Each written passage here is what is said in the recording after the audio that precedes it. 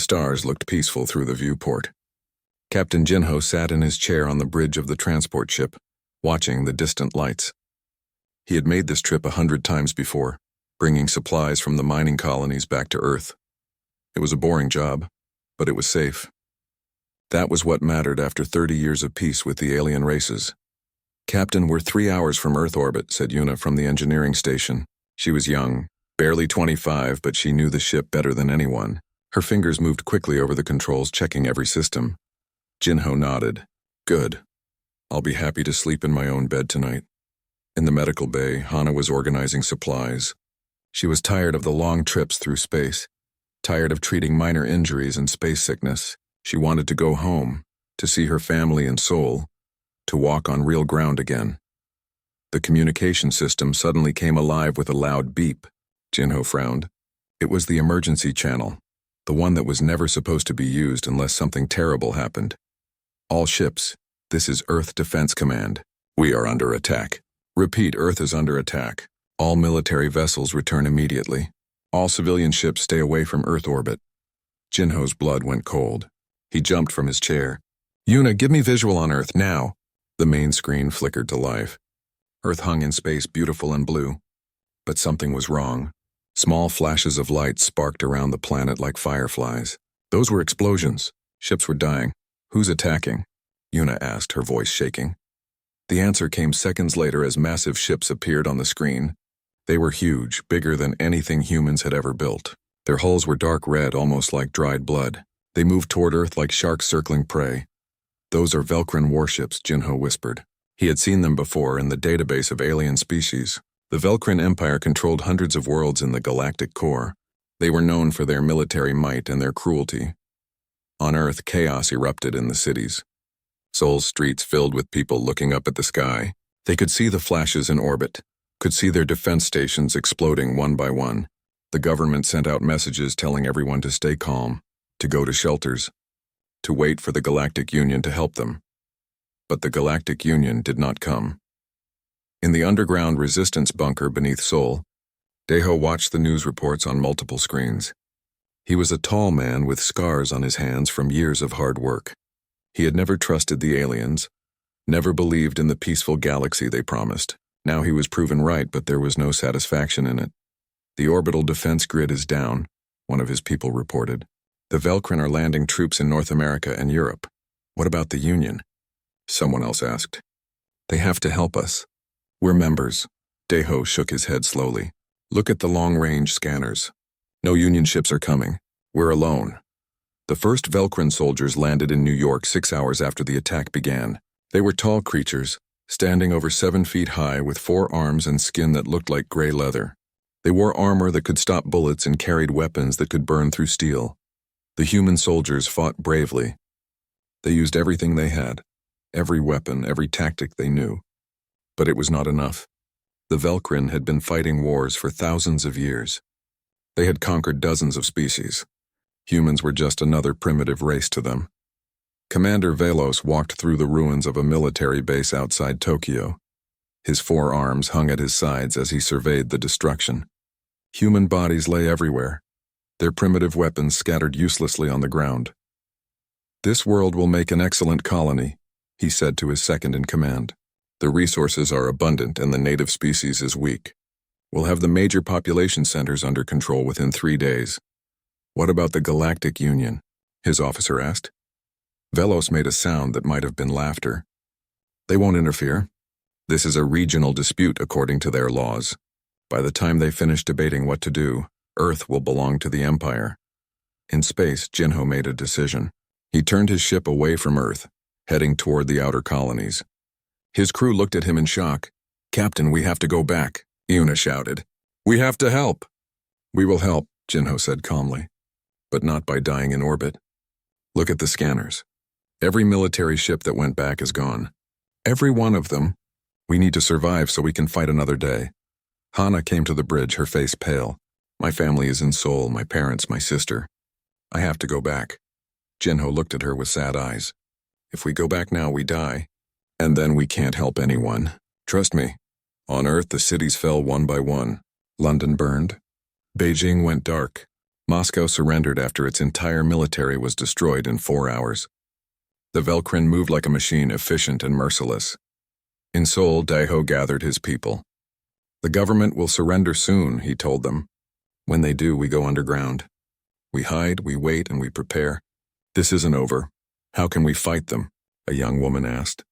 You saw what they did to our military. We're just ordinary people. That's what they think too, Daeho said. And that will be their mistake. 72 hours after the first Velkrin ship appeared in Earth's orbit, the Secretary-General of Earth stood before the cameras.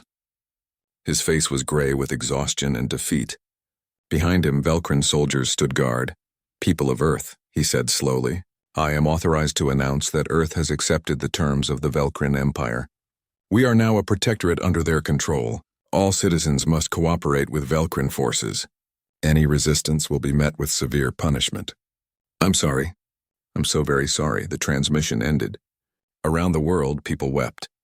Some screamed in anger. Some just sat in silence, unable to process what had happened. In just 3 days, humanity had lost everything they had built over centuries. But in the depths of Seoul's underground, Daeho smiled grimly. Now it begins, he said to his people. Now we show them what humans can really do. In space, far from Earth, Jinho gathered his crew. They had picked up distress signals from other civilian ships, other survivors who had escaped the initial attack.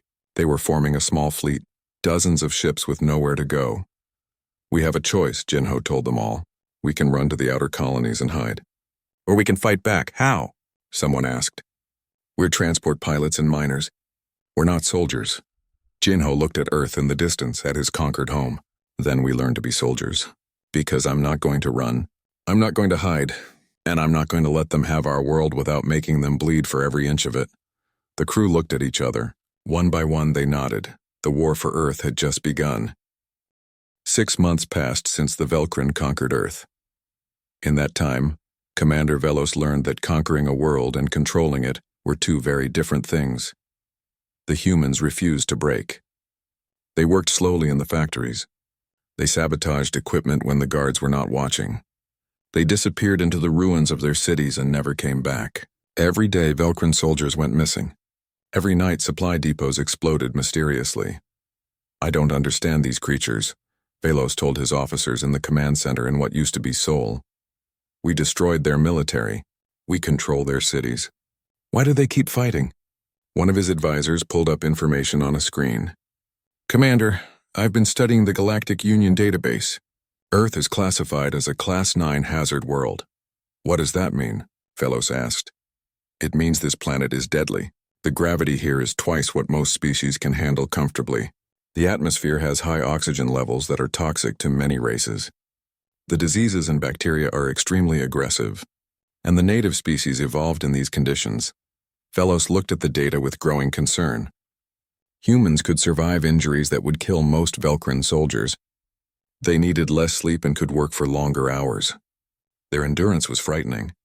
A human could run for hours without stopping, while a Velkrin warrior would collapse after 30 minutes.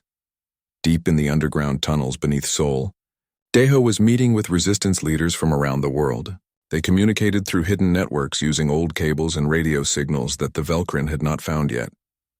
We've made contact with 47 resistance cells worldwide, reported Taejin, a former athlete who now led guerrilla fighters in the mountains. He was lean and fast, able to move through terrain that exhausted the Velkrin soldiers. Good, Daeho said. What about the scientist? Sumin is ready, said another voice. A woman appeared on the screen. She was small and wore thick glasses, but her eyes were sharp and calculating. I've been studying the Velkrin biology. They're vulnerable to Earth bacteria. Their immune systems can't handle our microbes. Can you weaponize it? Daeho asked. Sumin smiled. It was not a kind smile. I already have. Meanwhile, Jinho's fleet had grown to 50 ships. They operated in the asteroid belt, hiding among the rocks, gathering supplies from abandoned mining stations. Yuna had been working day and night to upgrade their weapons using salvaged Velkrin technology.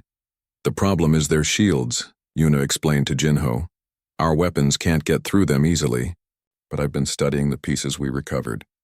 I think I found a weakness. Show me, Jinho said. Yuna pulled up diagrams. Their shields are strong against energy weapons, but they're not designed for Earth's kinetic weapons. Our old-style missiles and railguns work better against them than their own weapons do. Because they don't expect anyone to still use those, Jinho realized. Exactly. They think we're primitive. We can use that. On Earth, the Velcrin were discovering other problems. The weather was too harsh for them. Winter was coming, and temperatures that humans found merely cold were deadly to the Velcrin. They had to wear special suits just to work in areas where humans walked around comfortably. Commander Velos received reports of entire patrols found frozen in the mountains where human rebels had led them. The rebels themselves were fine, adapted to the cold after millions of years of evolution on this harsh world. How do they survive? Velos demanded. We found human rebels living in areas where the temperature drops below freezing. They had minimal clothing and basic shelters. They should be dead. His medical officer looked uncomfortable. Commander, humans evolved on this world. They are adapted to conditions we find lethal. What they call cold is actually within their survival range. What they call hot would cook most species alive. In the ruins of a city that was once Tokyo, Hana worked in a hidden medical station. She treated wounded resistance fighters using supplies stolen from Velcrin depots.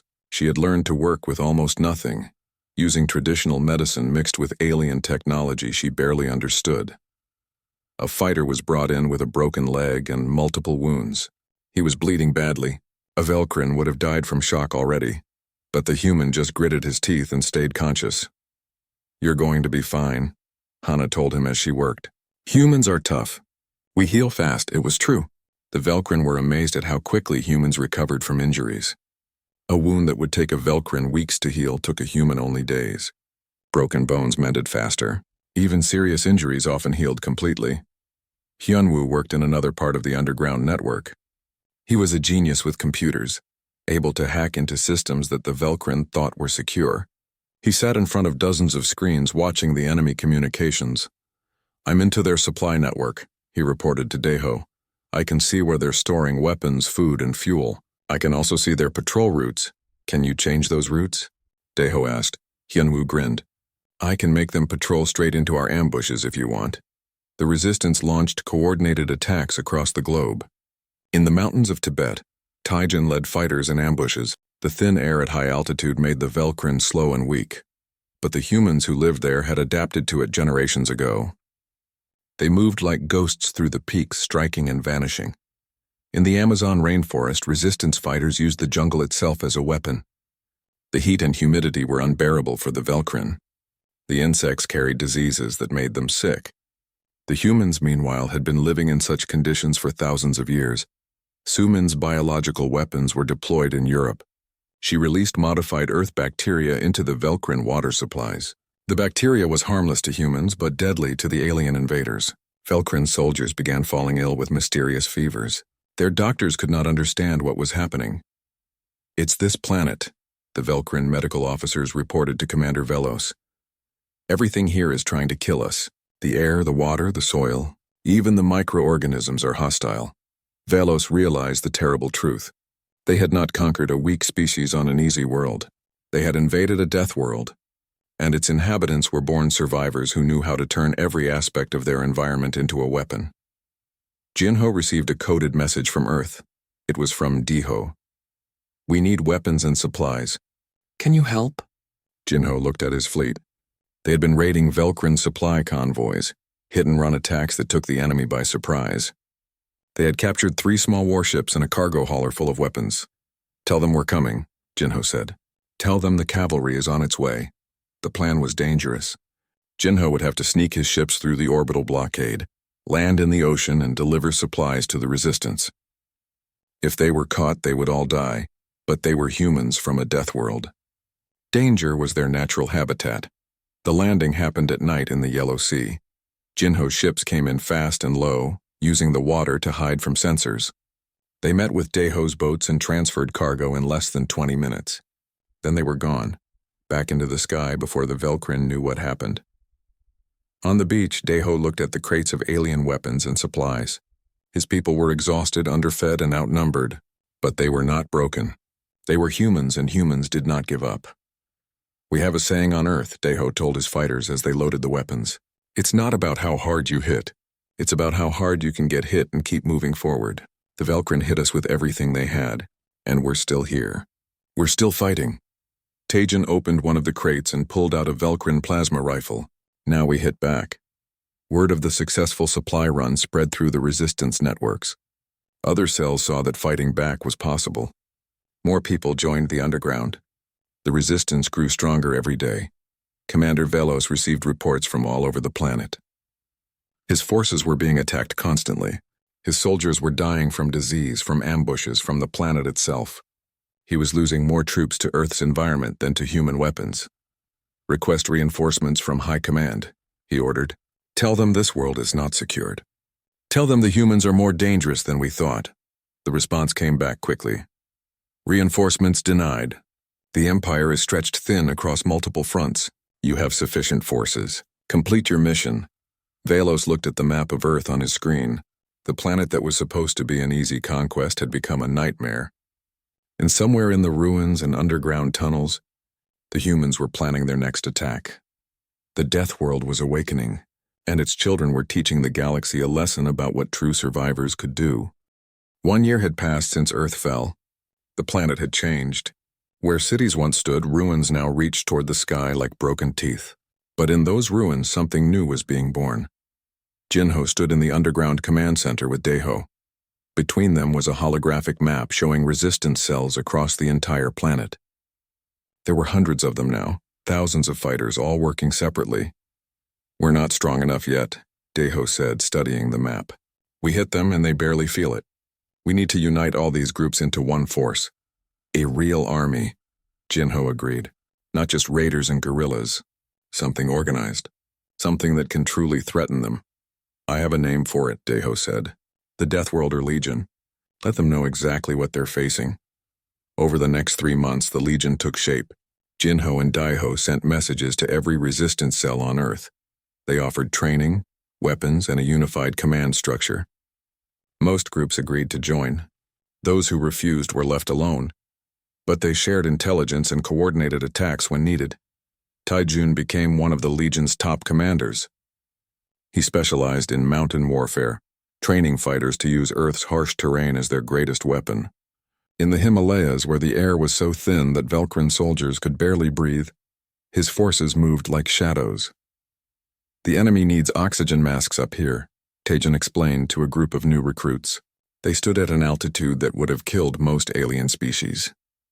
The humans breathed normally, adapted by millions of years of evolution. Their equipment slows them down.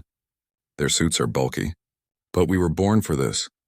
He led them through training exercises that would have been impossible for the Velcrin. They ran up mountain slopes without stopping. They fought in temperatures that would freeze an unprotected alien solid. They learned to disappear into terrain where their enemies could not follow. Suman worked in her secret laboratory, which moved locations every few weeks to avoid detection. She was creating weapons that used Earth's biology against the invaders. Her latest project was particularly nasty. Common cold virus modified to attack Velcrin respiratory systems, she explained to Hana, who had come to help. To humans, it's harmless. To them, it's deadly. I can release it in their ventilation systems. Is that ethical? Hana asked quietly. Suman looked at her with hard eyes. They invaded our world. They killed billions of our people. They enslaved those who survive. Yes, it's ethical.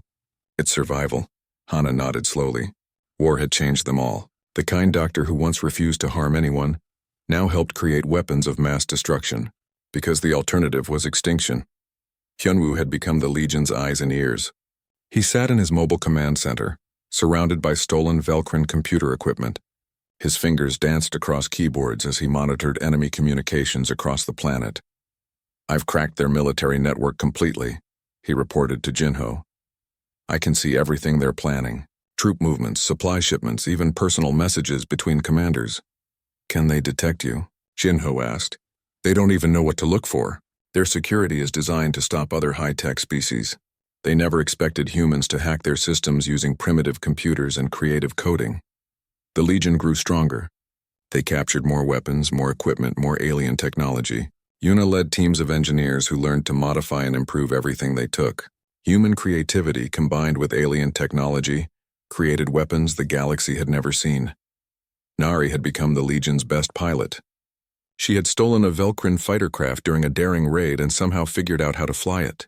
Now she trained other pilots, teaching them to use the alien ships against their builders. The key is to think differently, she told her students. The Velcrin fly by the book, very precise, very predictable. We can't match their technology, so we don't try. We fly crazy. We do things they would never expect. We break their rules. In space, Jinho's fleet had grown to nearly 100 ships. They struck at Velcrin supply lines, hit cargo ships, and vanished before reinforcements arrived. They were learning the ancient human art of piracy, adapted for space warfare. The time came to test the Legion's strength. Commander Velos had established a major supply base on the coast of what used to be Australia. It held weapons, food, fuel, and equipment for thousands of soldiers. It was heavily guarded and considered impregnable. Daeho looked at intelligence reports from Hyunwoo. This base supports their operations across the entire southern hemisphere. If we destroy it, we hurt them badly. It's a fortress, Taejin pointed out. Shields, automated defenses, hundreds of soldiers. Then we don't attack it like a fortress, Jinho said. We attack it like humans. The plan was complex. Suman would deploy her biological weapons in the base's water supply 3 days before the attack. The Velcrin soldiers would become sick and weak. Hyunwoo would hack their defense systems, creating blind spots in their sensors. Nari and her pilots would strike from the air. Taejin's ground forces would attack from the land. And Jinho's ships would bombard from orbit. But the key to the whole operation was Seokman. He was a former history professor who had studied military tactics for 30 years. He planned every detail of the attack, thinking 3 steps ahead of the enemy. The Velcrin fight like machines, Seokman explained. Very efficient, very logical. But humans fight with chaos. We improvise, we adapt. We do the unexpected. That's our advantage. The attack began exactly at midnight. Velcrin soldiers in the base were already feeling ill from Suman's bioweapon. They were slower, weaker, confused about why they felt so sick. Then the lights went out. Hyunwoo had crashed their power grid. All units, go. Daeho's voice echoed through the Legion's communication network. Nari's fighters screamed down from the sky, dropping bombs on the defense towers. The Velcrin shields flickered and died, overloaded by Yuna's special electromagnetic weapons. Ground forces poured in through the walls, using human strength and speed to overwhelm the sick and disoriented defenders. Jinho's ships in orbit targeted the base's communications array, cutting them off from reinforcements. The Velcrin inside were alone, trapped fighting an enemy they could not understand. The battle lasted 3 hours. When the sun rose, the base was in human hands. They captured thousands of weapons, tons of supplies, and most importantly, intact Velcrin computer systems filled with military data. Commander Velos watched the reports in disbelief. His strongest base had fallen. Hundreds of his soldiers were dead or captured. The humans had outsmarted, outfought, and overwhelmed a force that should have easily defeated them. How is this possible? He asked his second-in-command. They're primitives. They shouldn't be able to do this. They're not primitives, Commander, his officer replied quietly. They're Deathworlders. We were warned in the database, but we didn't listen. Word of the victory spread across Earth. Resistance cells that had been hiding in fear now came out to join the Legion. People who had given up hope saw that humans could win. The Legion's numbers doubled, then tripled. In the captured base, Daeho stood with Jinho, Taejin, Suman, and the other commanders. They looked at the Velcrin equipment and supplies around them. This is just the beginning, Daeho said. We've proven we can beat them in battle. Now we need to prove we can drive them off our world completely. Taejin smiled. Let them send reinforcements. Let them send more soldiers. This is our world. We know every mountain, every valley, every forest. They're the invaders. We're the natives. And natives always have the advantage. Across the galaxy, news of the battle began to spread. Other conquered species heard that humans were fighting back successfully. The Galactic Union received reports and grew worried. The Velcrin Empire, which had seemed unstoppable, was being challenged by a supposedly primitive species.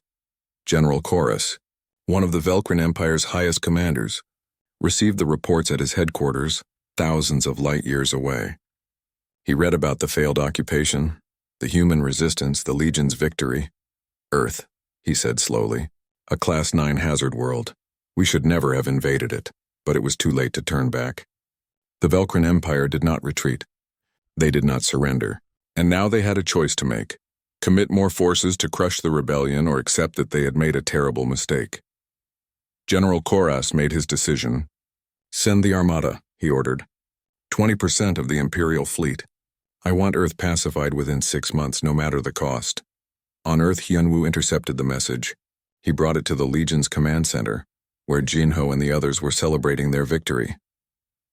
We have a problem, Hyunwoo said. A big one. He showed them the message about the incoming Armada. The celebration stopped. Everyone looked at the numbers in horror. Thousands of ships, hundreds of thousands of soldiers, weapons that could destroy cities in seconds. Daiho was quiet for a long moment. Then he smiled grimly. Good, let them come. Let them bring everything they have. Because now the whole galaxy will see what happens when you invade a death world. The Legion had won its first major battle, but the real war was just beginning. The Armada arrived like a storm of metal and fire. Thousands of Velcrin warships dropped out of hyperspace around Earth, so many that they blocked out the stars. General Koras commanded them from his flagship, determined to end the human rebellion once and for all. Operation Final Dawn begins now, Koras announced to his fleet. We will show these primitives the price of defiance, destroy their cities, burn their forests, poison their oceans if necessary, break them completely. The bombardment started within hours. Velcrin ships rained fire on human settlements. Cities that had survived the first invasion were now reduced to ash. Millions died in the first day. Millions more in the days that followed. In the underground command center beneath what was left of Seoul, Jinho watched the destruction on the monitors. His hands gripped the edge of the table so hard his knuckles turned white. They're killing everyone, whispered one of the younger officers. They're not even trying to conquer anymore. They just want us dead. Then we make them pay for every life, Jinho said quietly. His voice was cold, harder than anyone had heard before. We make them remember Earth as the place where their empire started to die. Daiho coordinated the Legion's response. The advantage of fighting on your own world was that you could hide anywhere. The Legion moved underground into caves, into bunkers built deep beneath the surface where orbital bombardment could not reach. They can destroy the surface, Daiho told his commanders, but they can't destroy us. We survive. That's what humans do best. But survival came at a terrible cost. Taejin's mountain strongholds were hit with weapons that melted rock. Entire resistance cells were wiped out in seconds. Supply lines were cut. Communication networks went dark. The Legion was being pushed to the edge of extinction. In her laboratory, now hidden in a cave system beneath Antarctica, Sumin worked frantically on a new weapon. This one was different from anything she had created before. This one could end the war, but at a price that made her hands shake. It's a virus, she explained to Hana, who had come to help. Engineered to target Velcrin DNA specifically. I can modify it to attack their homeworld, sterilize their colonies. It would do to them what they're trying to do to us. Hana looked at the research data. This could kill billions of them. They're trying to kill billions of us, Sumin replied. But her voice cracked slightly. She was a scientist, not a mass murderer. The war was turning her into something she never wanted to be. The battle for what remained of New Seoul became legendary. The Velcrin sent 50,000 soldiers to capture Daiho's underground stronghold. What followed was 40 days of the most brutal fighting the war had seen. The Legion used every advantage. They collapsed tunnels on advancing Velcrin troops. They used the darkness to their advantage, fighting in pitch black where their adapted human eyes could see better than alien ones. They set traps using Earth's hostile environment, explosive gases, underground rivers, unstable rock formations. Remember, Daiho told his fighters as they prepared for another wave, they need light to see. They need comfortable temperatures to fight. They need their equipment to work. We need none of that. This is our world. We're made for this. Taejin led a desperate offensive in the Arctic. With most of his mountain bases destroyed, he retreated to the frozen north where conditions were impossibly harsh. The Velcrin followed, thinking they had him trapped. Instead, they walked into a killing field. Temperatures dropped to -40 degrees. Velcrin equipment froze and failed. Their soldiers moved slowly in their bulky cold-weather gear. Human fighters appeared from snowstorms like ghosts, struck fast and vanished before reinforcements could arrive. How do they survive this? A Velcrin officer asked as he watched his soldiers freeze to death. This temperature should be lethal, but humans had lived in the Arctic for thousands of years. They knew how to move in snow, how to find shelter, how to stay warm with minimal resources. The Legion turned the frozen wasteland into their fortress. Nari led air raids from hidden bases in the desert. Her pilots flew low and fast, using Earth's atmosphere to hide from enemy sensors. They struck supply convoys and vanished into sandstorms. The Velkrin sent fighters to stop them, but human pilots flew with a creativity and recklessness that alien training could not match. "Break formation," Nari shouted during one battle, diving her stolen Velkrin fighter straight down toward the ground. The enemy pilot followed, trying to line up a shot. At the last second, Nari pulled up sharply. The Velkrin pilot, not adapted to Earth's gravity, could not react fast enough. His ship crashed into the ground. But the victories were small compared to the losses. The Legion was being ground down slowly. Every day more fighters died. Every week another stronghold fell. The Velkrin were willing to accept massive casualties to win. They had the numbers. Time was on their side. In his command center, Jinho made the hardest decision of his life. Suman's weapon was ready. It could strike at Velkrin worlds, kill billions, force them to surrender. But using it would make humanity the monsters. "We can't become like them," Hana argued. "If we use that weapon, we're no better than the invaders." "If we don't use it, humanity goes extinct," Jinho replied. "What's the point of keeping our morals if we're all dead?" The debate raged among the Legion's leaders. Some wanted to deploy the weapon immediately. Others wanted to find another way. Seokman, the history professor turned strategist, offered a different suggestion. "We don't use the weapon to destroy," he said. "We use it as a threat. Show them we have it. Show them we can reach their homeworld. Force them to negotiate or face total war." Hyunwoo made a discovery that changed everything. While hacking through Velkrin communications, he found something that made his blood boil. Encrypted files showed that the Galactic Union had known about the invasion before it happened. They had received intelligence reports weeks in advance and chose to do nothing. "They sacrificed us," Hyunwoo said, showing the evidence to the others. It was a political decision. Earth was traded away to avoid a larger war. They let the Velkrin invade, hoping we'd be conquered quickly and they could go back to their comfortable peace. The revelation spread through the Legion like wildfire. It spread to every resistance cell, every fighter, every human still alive on Earth. The anger was overwhelming. The Galactic Union had betrayed them. Earth had been alone from the very beginning. "Then we fight for ourselves," Diho declared. "Not for the Union. Not for some galactic order that abandoned us. We fight for Earth, for humanity, for survival." The anger gave them strength. The Legion launched Operation Reckoning, their most ambitious plan yet. Simultaneous attacks across 3 Velkrin-controlled star systems outside of Earth. Jinho led his ships in lightning raids on supply bases. They demonstrated that humans could strike anywhere, that the Velkrin Empire was vulnerable, and they delivered their ultimatum. A broadcast sent to every Velkrin ship, every command center, even to General Chorus himself. The message was simple. It showed the Legion's new weapon. It showed targeting data for Velkrin colony worlds. It showed that humans had the capability to strike back, to make the Velkrin pay the same price they had inflicted on Earth. "End this war," Jinho said in the broadcast. His face was hard, showing no mercy. "Withdraw from Earth, or we will bring the war to your worlds. We will show you what it means to fight a species from a death world. We will make you understand what humanity truly is." The broadcast ended with footage of human fighters in action. Taejin's soldiers surviving impossible conditions. Nari's pilots performing maneuvers that should have killed them. Daeho's troops fighting with broken bones and terrible wounds but refusing to fall. And throughout it all, a simple message. "We are Earth. We do not surrender." General Chorus watched the broadcast from his flagship. He looked at the weapon schematics, at the human capabilities, at everything his forces had faced. For the first time in his long military career, he felt something he had never experienced before. Fear. "Send a message to High Command," he ordered. "Tell them the situation on Earth has changed. Tell them we may have made a mistake." On Earth, in the ruins and underground shelters, humans waited. They had shown their teeth. They had proven they could threaten even a galactic empire. Now they would see if the Velkrin were smart enough to back down or stupid enough to keep fighting. Either way, the Legion was ready, because humans from a death world did not know how to quit. They only knew how to survive, no matter the cost. General Chorus did not retreat. The Velkrin Empire had never surrendered to anyone in its 1,000-year history. Pride would not let them back down from a fight with primitives. no matter how dangerous those primitives had proven to be. The High Command has given their orders, Chorus told Commander Velos. One final assault. We crush the human resistance completely. If we must reduce their cities to dust and their forests to ash, so be it.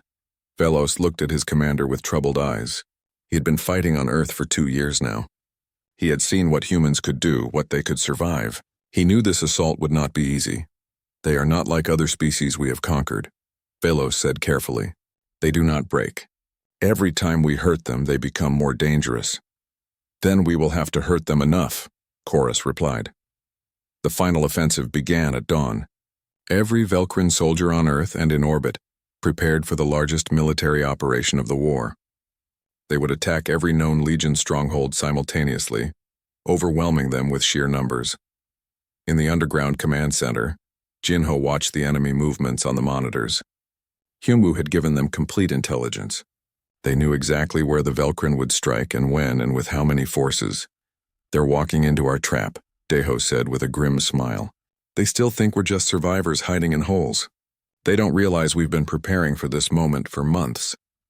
The Legion had spent those months turning Earth itself into a weapon. Every major city, every valley, every strategic point was rigged with explosives, traps, and surprises. The planet that had shaped humanity into survivors was about to show the Velcrin why attacking a death world was a fatal mistake. The Velcrin assault hit Sol's underground first. 50,000 soldiers poured into the tunnel systems, confident they would crush Deho's resistance. Instead, they found a maze designed to kill them. Corridors collapsed on advancing troops. Hidden chambers released Suman's biological weapons into the air, making Velcrin soldiers sick and weak. Human fighters appeared from hidden passages, struck fast with scavenged alien weapons, and vanished before return fire could find them. They know every tunnel, every passage, a Velcrin officer reported to Velos in panic. It's like the entire city is fighting us. We can't advance. Because it is their home, Velos replied quietly. He was beginning to understand. This was not just a military operation. This was humans defending their nest, and like any animal protecting its young, they would fight with everything they had. In the frozen north, Taijin prepared for the Velcrin assault on his Arctic bases. He had only 500 fighters left, facing an enemy force of 10,000. The odds were impossible. He did not care. Listen to me, he told his soldiers as the enemy approached. We are humans. We are built for this. The cold that's freezing their equipment? We barely feel it. The thin air at this altitude? Our bodies are designed for it. The darkness of the polar night? We evolved hunting in the dark. Every single thing that makes this place hell for them makes it home for us. When the Velcrin attacked, they discovered Taijin was right. Their soldiers struggled in the cold, their vehicles broke down, their weapons failed. The humans moved through the snow like they were born in it, attacking from all sides, using blizzards and darkness as cover. What should have been an easy victory became a nightmare. Nari led the aerial battle with every pilot the Legion had left. Hundreds of stolen and modified Velcrin fighters against thousands of enemy ships. They were outnumbered 10-1. But human pilots flew with a recklessness that defied logic. Break all the rules, Nari ordered her squadron. Fly too low. Turn too sharp. Do things that should kill us, because the enemy thinks we're fragile. Show them what Deathworld reflexes can do. They dived into Earth's atmosphere, using the planet's gravity and air resistance as weapons. Velcrin pilots trained in the vacuum of space and the gentle atmospheres of garden worlds could not match the maneuvers. Human pilots pulled turns that would have made aliens black out. They flew through storms that should have destroyed their ships. They survived because Earth had taught them to survive the impossible. But despite the Legion's fierce resistance, the Velcrin were advancing. Their numbers were simply too great. Deho's tunnels were being cleared slowly but surely. Taijin's Arctic defenses were being overwhelmed. Nari's pilots were being shot down one by one. In orbit, General Chorus watched the battle with satisfaction. The humans fight well, he admitted, but they cannot win. Order all forces to press the attack. By sunset this war ends. That was when Jinho made his move. His fleet, hidden in the asteroid belt for months, emerged from the rocks. 100 human ships armed with every weapon they had stolen or built, every trick they had learned. But they did not attack the Velcrin fleet. Instead, they targeted something more important. The communications relay that connected all Velcrin forces across the star system. the command ship where General Chorus himself stood. "All ships attack now," Jinho ordered. "Show them that humans are not just survivors. We are hunters too." The Legion's ship struck like sharks smelling blood. Yuna's modified weapons tore through Velcrin shields. Human pilots flew patterns that no sane tactician would attempt. Jinho's flagship crashed straight through the defenses, targeting Chorus's command vessel with every weapon they had. On the ground, the moment Velcrin communications went dark, the Legion struck. Every resistance cell, every fighter, every human with a weapon launched their attacks simultaneously. It was not a coordinated military operation. It was a planet fighting back with everything it had. Suman deployed her final weapon. Not the planet killer she had threatened them with, but something more clever. She released engineered bacteria into Earth's atmosphere. To humans, it was harmless. To Velcrin, it was devastating. Within hours, every enemy soldier on the planet was falling ill. "Pull back," Velos ordered his troops. "Get to the ships. We need medical treatment. This entire world is poisoning us." But there was nowhere to run. Hinwu had taken control of the orbital defense grid that the Velcrin themselves had built. Their own weapons turned against them, shooting down evacuation ships, trapping ground forces on the deadly planet below. General Chorus fought to regain control of his fleet. But Jinho's ships had damaged his command systems. He watched in disbelief as human forces that should have been defeated hours ago continued fighting with impossible strength. "How?" he demanded. "How are they still standing? We've killed millions of them. We've destroyed their cities. We've thrown everything we have at them. Why won't they break?" Commander Velos, watching from the planet's surface as his soldiers collapsed from sickness and exhaustion, finally understood. "Because they're from a death world, General. Everything about their planet has tried to kill them for millions of years. Compared to surviving Earth itself, surviving us is easy." The battle turned into a rout. Velcrin forces on the ground surrendered or retreated to their ships. Those in orbit fled toward hyperspace, leaving thousands of their comrades behind. General Chorus himself was forced to retreat, his pride shattered, his armada broken. When the last Velcrin ship disappeared into hyperspace, Earth fell silent. Then, from the ruins of cities and the depths of underground shelters, humans emerged. They looked at the sky, now clear of enemy vessels, and realized they had won. But Jinho did not celebrate yet. "Prepare a ship," he told his crew. "We're going to the Galactic Union. They have some explaining to do." 3 weeks later, a human fleet appeared in Union space. It was not a large fleet, only 20 ships. But they were crewed by survivors of a death world, and they flew with the confidence of those who had defeated an empire. The Galactic Union Council assembled in emergency session. They had watched the war on Earth with growing alarm. They had expected the Velcrin to win easily. Instead, they watched a supposedly primitive species defeat one of the galaxy's major military powers. Jinho walked into the council chambers wearing his combat uniform, still marked with the burns and scars of battle. Behind him came Deho, Teijin, Hana, and the other Legion commanders. They did not look like diplomats. They looked like warriors who had fought their way through hell and survived. "People of the Galactic Union," Jinho began, his voice carrying to every corner of the massive hall. "We come before you not as the primitive species you abandoned, but as the survivors you created when you left us to die." He activated a holographic display showing Hyunwoo's evidence. The communications that proved the Union knew about the invasion. The political calculations that traded Earth for peace with the Velcrin Empire. The cold decision to sacrifice billions of human lives. "You left us to die," Jinho continued, "but we did not die. We fought back. We survived, and now the entire galaxy knows that humans cannot be conquered. We are Deathworlders. We are survivors. And we will never trust you again." The council chamber erupted in chaos. Some species protested, claiming ignorance. Others defended the decision, saying it was necessary. But many watched the humans with new eyes, remembering their own histories of oppression and conquest. Shokmin stepped forward, the former professor now acting as Earth's ambassador. "Humanity demands recognition as a sovereign military power," he announced. "Earth will be a protected world.